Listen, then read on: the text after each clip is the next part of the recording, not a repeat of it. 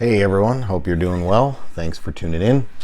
As you can see from the title of the video, this is a review of this Chibson SG. You might have seen this in a couple of the videos that I've made, but this is a fake Gibson. I did not buy this. I did not order it from AliExpress or eBay or any of those places. Somebody actually just gave this to me. So, and it did not look like this when I first got it. I will put a picture right here of what it looked like when I first bought it. So that's what it looked like when I first got this thing. I mean, this thing, you know, I've had a couple of Chibsons before. I've never, reviewed it on this channel or anything. But they were, they looked the part for the most part, but they didn't feel like it. So, I wish I had a real SG to compare this to. I don't. I have an Epiphone SG. So, I mean, I could get that, and I have a real Les Paul, a real Gibson, but that's, obviously not the same. But when I when I ordered the Chibson Les Paul, I got it in the mail. I picked it up and right away. I mean, anybody who's ever played guitar, owns a guitar or whatever, you pick up a Chibson, at least the one I got, and it weighed like 5 pounds. Like, you could tell already it wasn't real. It was very hollow. It was not heavy at all. This one, when I picked it up, I've played a lot of real Gibson SGs, and this one actually feels the part. This one was upgraded when the guy gave it to me, but I'm going to show you a couple of things that really just, you probably can tell right away just by looking at it. So a couple of things right away. Look at the knobs. The knobs are wrong. They're way too close together the way they are on here. I mean, the routing is just, terrible. The toggle switch here, they put it in the wrong spot, so you can't even put a poker chip here, the rhythm and treble poker chip. Now, I know I have seen some SGs that don't have that, but the guitar, from what I was told that this is based off of, should have had that.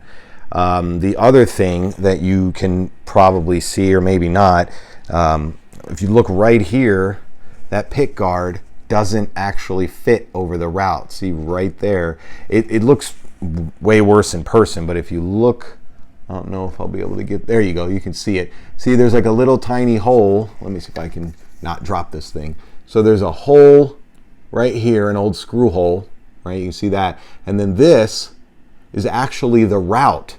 So, but the weird thing about this, the route goes all the way down. It's one giant open cavity here.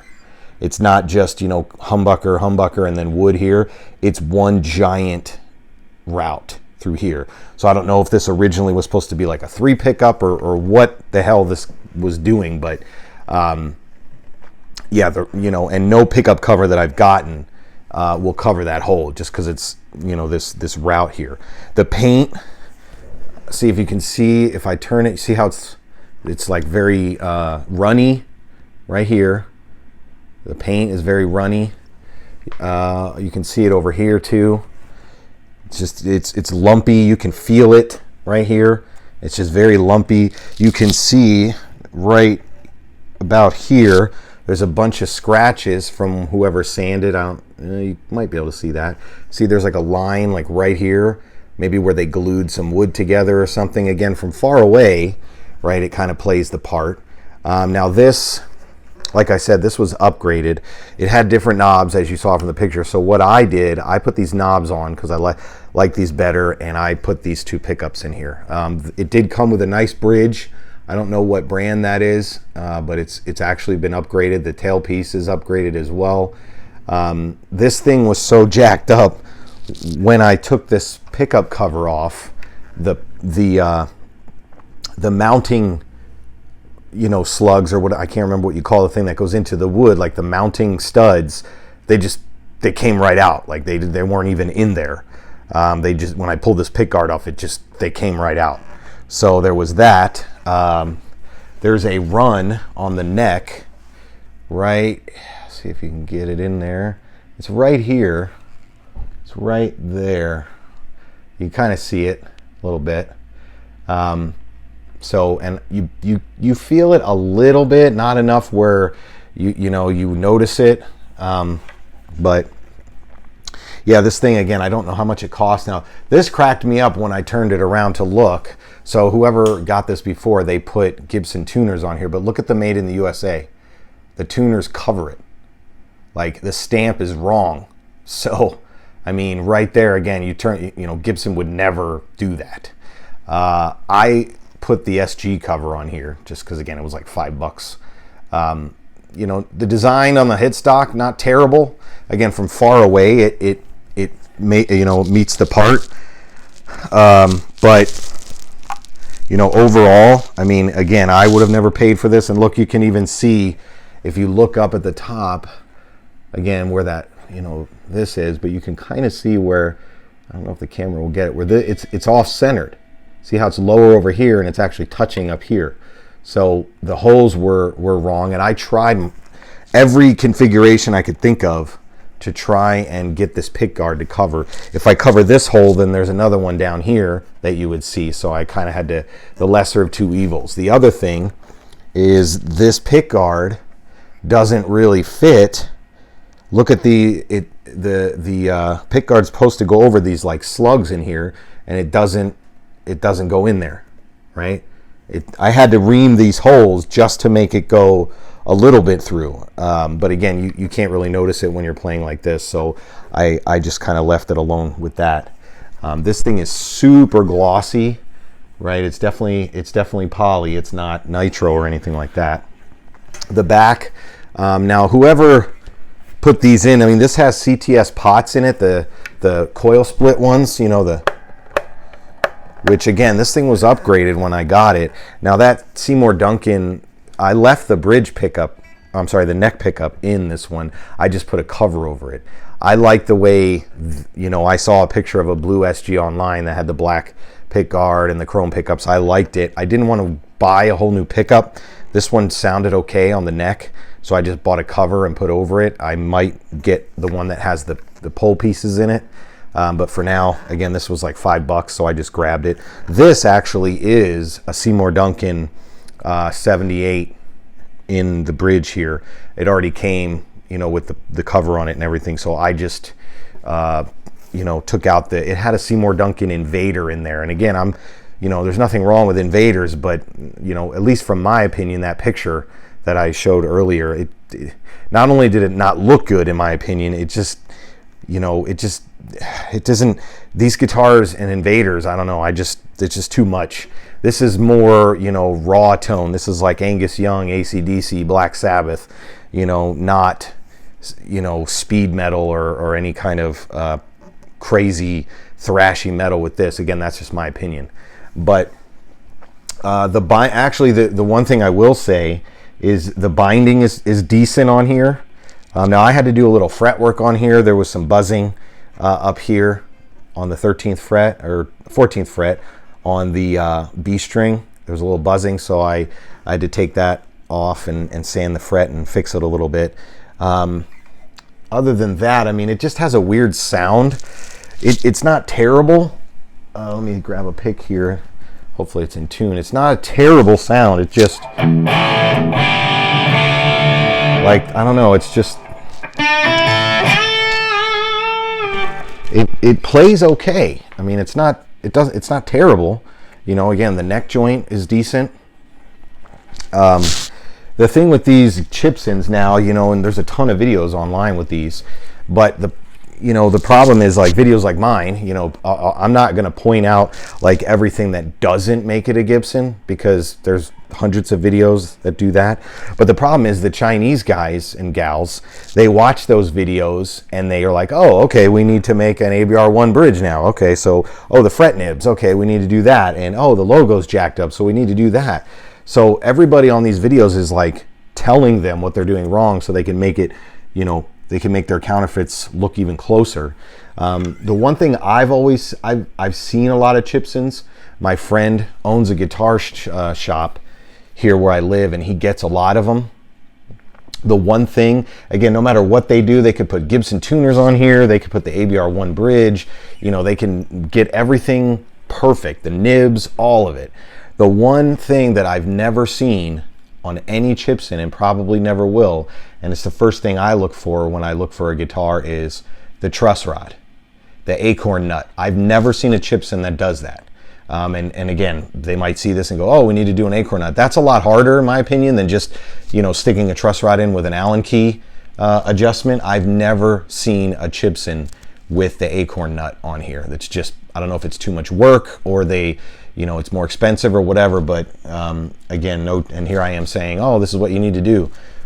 I doubt they're ever going to do that. So that's usually the very, very first thing when I'm looking at like a Les Paul, an SG, a Special, any of those at anywhere. The very first thing I do is open this right here, because again, everything else can be faked. If you go on eBay and you look up Les Pauls and SGs, you know, the counterfeit ones from China, you're going to notice they're advertising, hey, ABR1 bridge, like they're putting the ABR1 bridge in here.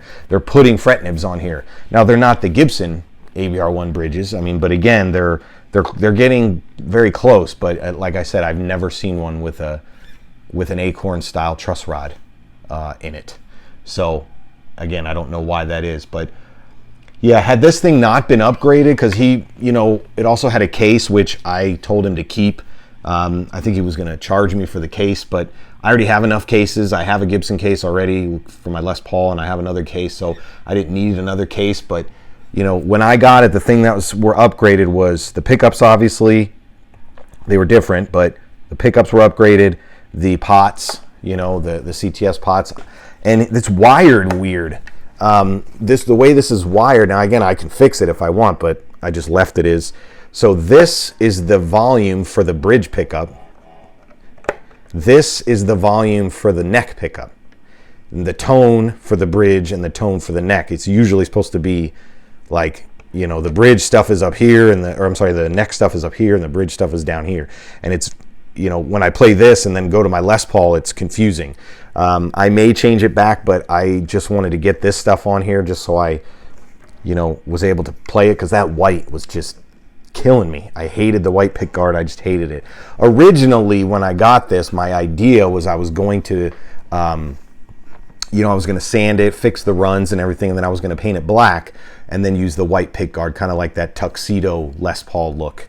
But then, you know, painting a guitar, sanding it out, trying to get everything to match with the binding and everything, and not feel anything. It's a lot of work. And so I said, well, let me try this first. This is a lot cheaper. I want to say, minus the pickup, I think the pickup cost me about $60 for the pickup. Minus the pickup, these knobs, these were like $7 on Amazon. This pick guard was $8 on Amazon.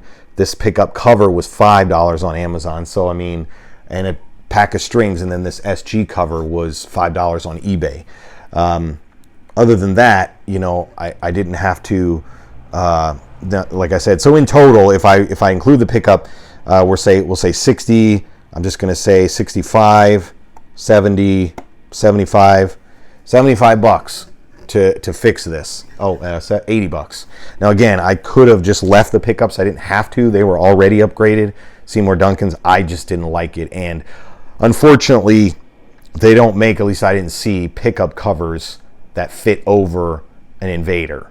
So had it been a regular Seymour Duncan, you know, like a JB or something, I could have just bought a pickup cover and stuck that under there or on top of it, but they don't make those, at least that I could see. So that's it. Again, you know, for what it is, I mean, it plays okay. Again, it just cracks me up with this Made in USA that's covered by the, you know, by the tuner. But it was already upgraded with a lot of stuff. Again, nice pots, nice bridge, nice tailpiece, nice tuners. I just did a couple cosmetic things and changed the pickup.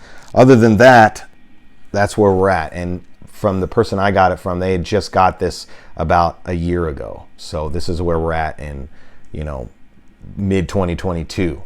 This is 2023 now, but he bought it a year ago, so that's their thing. So, but don't ask me, you know, where he got it, what the place is. I didn't order this. I didn't pay for it.